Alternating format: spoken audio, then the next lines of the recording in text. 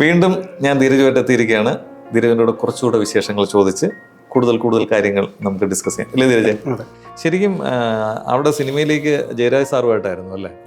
എങ്ങനെയാണ് ജയരാജ് സാറുമായിട്ടുള്ള ഒരു കണക്ഷൻ? ജയരാജ് സാറിനെ പരിചയപ്പെടുന്നത് എന്ന് പറഞ്ഞാൽ ഈ ഒരു ഏതൊരു സിറ്റുവേഷൻ എന്ന് പറഞ്ഞാൽ ഇങ്ങനെ സെറ്റുകളിൽ വന്നിട്ട് ഉള്ള പരിചയം. നേരിട്ട് സെറ്റുകളൊന്നും വന്നിരുന്നില്ല മൂപ്പര് അറിയുന്ന കുറച്ച് ആൾക്കാർ സെറ്റ് വന്നിട്ട് ഇത് ചെയ്തിരുന്നു. അപ്പോൾ എന്നോട് ഇന്ററാക്ട് ചെയ്തിരുന്ന പല ആൾക്കാരും അദ്ദേഹത്തിന്റെ ആയിട്ട് വർക്ക് ചെയ്യുന്ന ആൾക്കാരായിരുന്നു. അന്നേരം ഇവരായിരിക്കാം ഇവരോട് ഞാൻ ഇടയ്ക്കിടയ്ക്ക് പറയും ഇങ്ങനെ ഒരു ഡയറക്ടർ ആവാനും ഒക്കെ എനിക്ക് താല്പര്യമുണ്ട്, കഥ എഴുത്ത് എല്ലാം താല്പര്യമുണ്ട്. അതിനെക്കാട്ടും മോർ ഇതായിട്ട് എനിക്കൊരു ആക്ടറായി പേരെടുക്കണം എന്നുള്ളൊരു നല്ലൊരു ആഗ്രഹമുണ്ട്.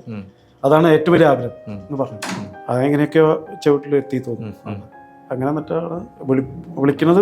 വിളിക്കാതെ ചെല്ലുകയാണ്, കാണാൻ വേണ്ടി ചെല്ലുകയാണ്. അങ്ങനെ ചെന്ന് കണ്ട് പിന്നെ അവസരം തരണം.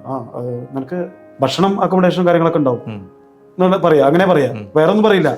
ശരി, ഞാന് പെയ്ഡ് എന്നുള്ള രീതിയിൽ ഒന്നും പറയില്ല. വാ സെറ്റിലേക്ക് വാ, അവിടെ അല്ലാണ്ട് എന്ന് പറയുള്ളൂ. അങ്ങനെ പോയിട്ട് വർക്ക് ചെയ്താണ് അതിലൊക്കെ ഓരോ സ്ഥലത്തും. ആദ്യം ലൊക്കേഷൻ. ഏത് സിനിമയായിരുന്നു ആദ്യത്തേത്? ആദ്യം ഞാൻ വർക്ക് ചെയ്തത് കളിയാട്ടത്തില് വർക്ക് ചെയ്തു. കളിയാട്ടത്തിന്റെ ഒരു എക്സ്പീരിയൻസ് എങ്ങനെയായിരുന്നു? എത്ര ദിവസം വരുന്നത് കളിയാട്ടത്തില്? അന്നത്തെ കാലത്ത് ഒരു 90 days ഒക്കെ എടുത്തു തോന്നുന്നു. ഓരോരുത്തരും അവൈലബിലിറ്റി എന്നൊക്കെ അനുസരിച്ച് അതിന് മേലേക്ക് എടുത്താലേ ഉള്ളൂ. കാരണം അന്ന് ഡിജിറ്റൽ അല്ല, ഫിലിമാണല്ലോ. അപ്പൊ അന്നേരത്തേക്കുള്ള കുറച്ച് ബുദ്ധിമുട്ടുകളും കാര്യങ്ങളൊക്കെ ഉണ്ടായിരുന്നു. പിന്നെ ആർട്ടിസ്റ്റുകളുടെ അവൈലബിലിറ്റി, ഇത്രയും ലെജൻസിന്റെ ഒക്കെ ഇപ്പൊ സുരേഷ് ഏട്ടനെയൊക്കെ പോലത്തെ ആൾക്കാരെ കൂടെ. സുരേഷ് ഏട്ടനെ ആദ്യമായിട്ടായിരുന്നു കാണുന്നത്? ആ പ്രോജക്റ്റ് ആയിരുന്നു അതിനു മുമ്പ്? അല്ല, അതിന് മുന്നേ ഞാൻ പല ഇതിലായിട്ട് കണ്ടിട്ടുണ്ട്. അച്ഛനൊക്കെ ആയിട്ട് ഇന്ററാക്ട് ഒക്കെ ചെയ്തിട്ടുണ്ട്, അങ്ങനെയൊക്കെ അറിയാം. അല്ലാതെ ഒരു ആക്ടർ എന്നുള്ള രീതിയിൽ ആദ്യമായിട്ട് ഇത് ചെയ്യുന്ന ഒരു മൂവിയായിരുന്നു. സുരേഷ് ഗോപി എന്നുള്ളൊരു നടൻ, സൂപ്പർ സ്റ്റാർ, നമ്മളൊക്കെ ഒരു ഇതാണ് ചെറുപ്പത്തിലായാലും ഇപ്പൊ 20ാം നൂറ്റാണ്ടൊക്കെ അഭിനയിക്കുന്ന ടൈമില്. അപ്പൊ ആ ഒരു വ്യക്തിനെ നമ്മൾ മുന്നിൽ കാണുമ്പോൾ, ആ വ്യക്തിയുടെ കൂടെ വർക്ക് ചെയ്യുമ്പോൾ കിട്ടുന്ന ഒരു ഇതുണ്ടല്ലോ, അതൊരു അനുഭവം. എങ്ങനെയായിരുന്നു പുള്ളിയായിട്ടുള്ളൊരു ആ ഒരു ഇന്ററാക്ഷൻ? കൂടുതലൊന്നും ഉണ്ടായിരുന്നില്ല.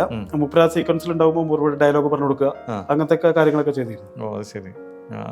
നമ്മൾ പറയുന്ന ഡയലോഗ് പുള്ളി പറയാ, അതൊക്കെ ഒരു അനുഭവമാണ്. പിന്നെ മഞ്ജു ആയാലും മണിച്ചേട്ടനായാലും ലാലായാലും, അങ്ങനത്തെ ലാൽ സാറായാലും സംവിധായകൻ. അപ്പൊ അങ്ങനത്തെ കുറെ വ്യക്തികളുടെ കൂടെ വർക്ക് ചെയ്യാൻ ഉള്ളൊരു ഇത് കിട്ടിയതാണ്. അതില് നമുക്ക് പേഴ്സണലി അവരോട്ട് കണക്റ്റഡ് ആയിട്ട് പിന്നെ റിലേഷൻ മെയിൻറ്റെയിൻ ചെയ്യാൻ പറ്റിയിട്ടുണ്ടോ? ഇല്ല, പേഴ്സണലായിട്ട് ഞാൻ ആ സിനിമ കഴിഞ്ഞു, സിനിമ എന്നുള്ള ആ ഇത് പോയി. പിന്നെ സുരേഷ് ഗോപി എന്നുള്ള അല്ലെങ്കിൽ സുരേഷായിട്ടുള്ള ഒരു കണക്ഷനോ എവിടെയെങ്കിലും ഇപ്പൊ ഗൾഫിലൊക്കെ വരുന്ന ടൈമിൽ അന്നേരമൊക്കെ നമ്മൾ പറഞ്ഞു കൊടുക്കണം. ഇന്ന സീനിൽ നമ്മളിങ്ങനെ വർക്ക് ചെയ്തിരുന്നു, ഇന്ന സിനിമയില് സാറായിട്ട് വർക്ക് ചെയ്തിരുന്നു ഒക്കെ പറയുമ്പോൾ ഉള്ളൊരു ഇതേ ഉള്ളൂ. കാരണം തീർച്ചയായിട്ടും അവർ ഒരുപാട് സിനിമകളിൽ അഭിനയിച്ച് ഇങ്ങനെ ഇതുപോലെ ആൾക്കാർ ഒരുപാട് കാണുന്നതാണ്. ഇത് കഴിഞ്ഞിട്ട് ഏതിലേക്കാണ് അടുത്ത ഒരു ജമ്പിങ്സ്? അത് കഴിഞ്ഞിട്ട് ദേശാടനം. അത് ശരി, ദേശാടനത്തിൽ വർക്ക് ചെയ്തു. സ്നേഹം, ശാന്തം, പിന്നെ ഫോർ ദി പീപ്പിൾ. അത് ശരി. അപ്പൊ ഇങ്ങനെ കുറച്ച് പടങ്ങൾ ചെയ്യാൻ പറ്റി. അതെല്ലാം ക്യാമറയ്ക്ക് പിന്നിലാണല്ലോ അല്ലേ? ഞാൻ ശരിക്കും പറഞ്ഞ ക്യാമറയുടെ മുന്നിലേക്ക് വരാൻ വേണ്ടിയിട്ടാണ് സാറിന് മസ്ക് അടിച്ച് ഞാൻ നിന്നിരുന്നത്. പക്ഷെ നടന്നില്ല. ഒന്ന് പറഞ്ഞു നോക്കാൻ തന്നെ, എനിക്ക് ഇങ്ങനെ ഒരു ആഗ്രഹം ഉണ്ടെന്ന് ഞാൻ പറഞ്ഞു. ആഗ്രഹം ഉണ്ട് എനിക്ക് സിനിമയുടെ ക്യാമറയുടെ മുന്നിൽ വരാൻ ആഗ്രഹം. സിനിമയുടെ മുന്നിൽ വരാൻ കുറച്ച് ടൈം കൂടി എടുക്കും. കുറച്ച് സമയം കൂടി എടുക്കും. ടൈം എടുക്കും. അത് ശരി. സ്ട്രൈറ്റ് അവേ പറയണം, കുറച്ചും ടൈം എടുക്കും. പിന്നെ നമുക്കൊന്നും പറയാം, പിന്നിൽ തന്നെ നിന്നേ പറ്റുള്ളൂ. പിന്നെ ഒന്നും പറയല്ല, നമ്മള് പിന്നെ ശ്രമിക്കുക, അത്രേ ഉള്ളൂ. ഏത് വർഷമാണ് അപ്പം ഗൾഫിലേക്ക് വരുന്നത്? ഗൾഫിൽ തന്നെ ആയിരുന്നു ഞാൻ. വളർന്നെല്ലാം ഏകദേശം ഇവിടെ തന്നെയായിരുന്നു. പിന്നെ ഹയർ സ്റ്റഡീസിനൊക്കെ നാട്ടിൽ പോയിരുന്നുള്ളൂ. 8ാം ക്ലാസ് മുതൽ നാട്ടിലാണ്. പിന്നെ അവിടുന്ന് തിരിച്ചു വന്ന് ഞാൻ വീണ്ടും ജോബിനായിട്ട് കയറിയിട്ടുണ്ട് ബാംഗ്ലൂർ. ടൈറ്റാനിൽ ജോലി ചെയ്തിരുന്നു.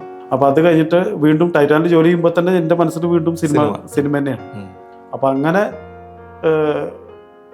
അതിന് മുന്നേ കുറെ സിനിമകൾ കഴിഞ്ഞിരുന്നു, വർക്ക് ചെയ്ത് കഴിഞ്ഞിരുന്നു. എന്നിട്ടാണ് ഞാൻ മറ്റേ ഡിഗ്രി എല്ലാം കഴിഞ്ഞ ശേഷം വർക്ക് ചെയ്യാൻ വേണ്ടി പോണത്. പിന്നെ അതിന്റെ ശേഷമാണ് പിന്നെ ഞാൻ തിരിച്ച് ഗൾഫിലേക്ക് വരുന്നത്. ഗൾഫിലേക്ക് വരുമ്പോൾ ഇടയ്ക്ക് ഹിറ്റ് എഫ് എമ്മിൽ ഉണ്ടായിരുന്നു, എന്തായിരുന്നു അതിന്റെ ഒരു കണക്ഷൻ? ഹിറ്റ് എഫ് എമ്മില് കുറെ ഇപ്പൊ ഏകദേശം ഒരു കോവിഡിനൊക്കെ മുന്നേ ആണ് അത്. ഏകദേശം ഒരു 2016-15 ആ സമയത്തൊക്കെയാണ്. ആ സമയത്ത് ഒരു ഫ്രീലാൻസറായിട്ട് സെയിൽസിൽ അവിടെ വർക്ക് ചെയ്തിട്ടുണ്ടായിരുന്നു. അതാണ് കണക്ഷൻ. ഇപ്പൊ കുറച്ച് സെയിൽസ് വർക്ക് ചെയ്തു അവരായിട്ട് എയറിൽ. ഓക്കെ. ഈ ഇതിൽ വർക്ക് ചെയ്യുമ്പോഴായിരുന്നു ക്രിസ് അയ്യരും പിന്നെ മിഥുനും ഒക്കെ ആയിട്ടൊക്കെ ഉള്ള കണക്ഷൻ അല്ലേ? അതെങ്ങനെയാണ് ആ കാലഘട്ടത്തെ കാണുന്നത്? ഇപ്പോൾ അന്നേരം ക്രിസ് അയ്യർ എന്ന് പറഞ്ഞാൽ അന്ന് നെടുന്തൂടായിരുന്നു 96-ന്റെ മലയാളം അതിന്റെ നെടും തൂണ് തന്നെ പറയും. കാരണം എല്ലാത്തിലും ഇന്റർവ്യൂവിലും ബേനസീർ ഭൂട്ടാനടക്കം ഇന്റർവ്യൂ ചെയ്ത ആളാണ്. അപ്പോൾ അങ്ങനത്തെ ഒരു വ്യക്തിത്വത്തിന്റെ കൂടെ വർക്ക് ചെയ്യാന്ന് പറഞ്ഞാൽ ഇതായിരുന്നു. പക്ഷെ അദ്ദേഹത്തിന് ഇപ്പോൾ ഓർമ്മ ഉണ്ടോ എന്താണെന്ന് എനിക്കറിയില്ല. കാരണം അദ്ദേഹം മറന്നു പോകുന്ന ഒരാളാണ്. അപ്പോൾ ഇന്ററാക്ട് ചെയ്തിട്ടുണ്ട്, വർക്ക് ചെയ്തിട്ടുണ്ട്. ഞാൻ എപ്പോഴും സ്റ്റുഡിയോയിൽ പോകുന്ന ഒരാളെന്നല്ല. എന്തെങ്കിലും ഇതുണ്ടെങ്കിൽ വർക്ക് ഉണ്ടെങ്കിൽ ആ വർക്ക് ആയിട്ട് പോയിട്ട് ഡീലാക്കുക എന്നുള്ളതാണ്. ഇപ്പൊ 96-ന്റെ പേര് പറയുമ്പോൾ തന്നെ അല്ലെങ്കിൽ അയാറിന്റെ പേര് പറയുമ്പോൾ തന്നെ ഡീലാക്കാൻ വരുന്ന ആൾക്കാരുണ്ട്. അപ്പൊ സെയിൽസ് ഈസിയാണ്.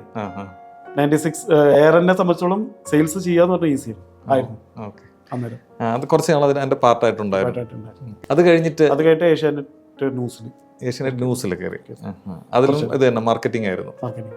ഓക്കെ. അപ്പോൾ അത് കഴിഞ്ഞ് ഇപ്പോൾ ഈ സ്പോട്ട് ലൈറ്റുമായിട്ട് എങ്ങനെയാണ് കണക്ഷൻ? സ്പോട്ട് ലൈറ്റ് ഇപ്പൊ അടുത്താണ് ഈ ഒരു GBH ഉള്ള ഇതിൽ വരുന്നത്, അസോസിയേറ്റ് ചെയ്യുന്നത്. അപ്പൊ അതിൽ ഉള്ള ഒരു ഡിവിഷനാണ് സ്പോട്ട് ലൈറ്റ്. സ്പോട്ട് ലൈറ്റ് എന്ന് കേൾക്കുമ്പോൾ തന്നെ നമുക്കൊരു ഇതുവരെ ടാലന്റ് ഹണ്ടിങ് ആണ് ചെയ്യുന്നത്. ഹിഡൻ ആയിട്ടുള്ള ടാലൻസ് ഉണ്ട് ഇവിടെ. അതായത് ഒരു അവസരങ്ങളോ ഒന്നും കിട്ടാതെ ഇരിക്കുന്ന കുറേ ഹിഡൻ ടാലൻസ്, അവരെ കണ്ടുപിടിച്ച് ക്യാമറയ്ക്ക് മുന്നിലേക്ക് എത്തിക്കുക, അവർക്ക് ഫർദർ ഓപ്പർച്യൂണിറ്റീസ് പ്രൊവൈഡ് ചെയ്യുക. ഈവൻസ് ആയിട്ടും ഇതായിട്ടും എല്ലാം ഓപ്പർച്യൂണിറ്റീസ് കിട്ടുക എന്നുള്ളതാണ് നമ്മളുടെ ഉദ്ദേശം സ്പോട്ട് ലൈറ്റിൽ. അത് പാട്ട് പാടാൻ പറ്റുന്നവർക്ക് പാട്ട് പാടാം, ഡാൻസ് ചെയ്യാം, മിമിക്സ് ചെയ്യാം, സ്പീച്ച് ആണെങ്കിൽ അങ്ങനെയുള്ള എല്ലാ ഇതിനും ഈ പ്ലാറ്റ്ഫോം ഉപയോഗിക്കാൻ പറ്റും. അതുപോലെ തന്നെ നിങ്ങൾ ഈവൻസും കണ്ടക്ട് ചെയ്യുന്നുണ്ട്. ഈവൻസിലെ മീഡിയ പാർട്ട്നേഴ്സ് ആയിട്ട് വർക്ക് ചെയ്യുന്നുണ്ട്. ഈവന്റ് കവർ ചെയ്യാൻ നമുക്ക് ചെയ്യാൻ പറ്റും. പിന്നെ അതുപോലെ തന്നെ podcast interviews, business podcast, celebrity podcast, എല്ലാം. അപ്പോൾ ഒരു മീഡിയ എന്തെല്ലാം ചെയ്യാൻ പറ്റുമോ അതെല്ലാം നമുക്ക് ചെയ്യാൻ പറ്റും. കോർപ്പറേറ്റ് വീഡിയോസ് എല്ലാം ചെയ്യാൻ പറ്റും. ഓക്കെ. അപ്പം ഇത് കാണുന്ന ആർക്കെങ്കിലും താങ്കളുടെ സേവനം ആവശ്യമാണെങ്കിൽ എങ്ങനെയാണ് കോൺടാക്ട് ചെയ്യാനുള്ളത്? തീർച്ചയായും എൻ്റെ നമ്പറിൽ കോൺടാക്ട് ചെയ്യാം. ആ നമ്പർ ഒന്ന് പറയാമോ? എൻ്റെ നമ്പർ 054-281-4673. ഓക്കെ. ഈ നമ്പറിൽ കോൺടാക്ട് ചെയ്താൽ. ഓക്കെ. അപ്പം ഇവിടെ വന്ന് ഏതൊക്കെ ഈവൻറ്റ്സ് ചെയ്തിട്ടുണ്ട്? ഇപ്പം നമ്മൾ ഇത്രയും ഇത് സംസാരിച്ച് വരുമ്പം ഏതായാലും ഗൾഫിൽ വന്ന് കുറേ പ്രോഗ്രാംസ് ചെയ്തിട്ടുണ്ടാവുമല്ലോ, അത് ഏതൊക്കെയാണെന്ന് പറയാമോ? ഇവിടെ ഈവൻറ്റ്സ് ചെയ്തത് മെയിനായിട്ട് ഏഷ്യ വിഷൻ മൂവി അവാർഡ്സ് തന്നെ നിസാർക്കയുടെ കൂടെ ചെയ്തിട്ടുണ്ടായിരുന്നു, കോർഡിനേറ്റ് ചെയ്തിട്ടുണ്ടായിരുന്നു കുറച്ചു കാലം. പിന്നെ പ്രഭുദേവ ഡാൻസ് കൺസെർട്ട് മാതൃഭൂമിയുടെ കൂടെ ഹാൻഡിൽ ചെയ്തു. പിന്നെ മീഡിയ വണ്ണിന്റെ കുറെ ഈവൻറ്റ്സ് ഞാൻ ഹാൻഡിൽ ചെയ്തു. ഈവൻറ്റ്സ് അത്യാവശ്യം കുറെ ചെയ്തിട്ടുണ്ട്. പിന്നെ 2007 ഫ്രീക്വൻസി 2007 എന്ന് പറഞ്ഞിട്ട് ഒരു റേഡിയോ അവാർഡിനായിട്ട് ആദ്യമായിട്ടും അവസാനമായിട്ടും UAE ഉണ്ടായ റേഡിയോ അവാർഡിനായിട്ട് നമ്മൾ ഹാൻഡിൽ ചെയ്തു. ഇടവേള ബാബു ചേട്ടനായിരുന്നു അതിന്റെ ഡയറക്ടർ, അദ്ദേഹത്തിന്റെ അസിസ്റ്റന്റ് ആയിട്ട് വർക്ക് ചെയ്തു. പിന്നെ അനവധി ചെറിയ ചെറിയ ഈവൻസുകളൊക്കെ കോർഡിനേറ്റ് ചെയ്യാൻ ഭാഗ്യം കിട്ടി. ഓക്കെ. ഏതായാലും ഒരുപാട് സന്തോഷം ഇത്രയും സമയം ഈ തിരക്കുകൾക്കിടയിലും നമ്മളോടൊപ്പം ചെലവഴിച്ചതിൽ.